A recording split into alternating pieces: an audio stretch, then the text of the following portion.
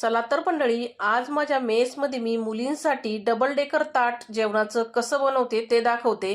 ताट दाखवायचं तात्पर्य हेच आहे, आपल्या खिशाला पण परवडलं पाहिजे आणि त्यांच्या पोटाला पण परवडलं पाहिजे, अशा पद्धतीने हे ताट मी तयार केलेलं आहे. तर इथं बघा, एक वाटी मी डाळ दिलेली आहे, दुसरी वाटी राईस दिलेला आहे. आता 2 वाट्या मी ह्या मोठ्या वापरलेल्या आहेत राईससाठी आणि डाळीसाठी. आता 3 वाट्या ज्या आहेत सुक्या भाजींसाठी ते छोट्या वापरलेल्या आहेत. तर छोटी एक वाटी मी इथं चवळी बटाट्याची भाजी दिलेली आहे, दुसऱ्या वाटीमध्ये मी भेंडीची भाजी दिलेली आहे आणि तिसरी वाटीमध्ये मी शेपू भाजी दिलेली आहे. आता ह्या 3 भाज्या मी सुक्की दिलेली आहे. तसेच इथं मी 4 चपाती दिलेली आहे. चपातीची साईज माझ्या की मोठ्या आहेत म्हणून मी 4च दिलेले आहेत. जर छोटी असेल तर 6 चपाती देत असते.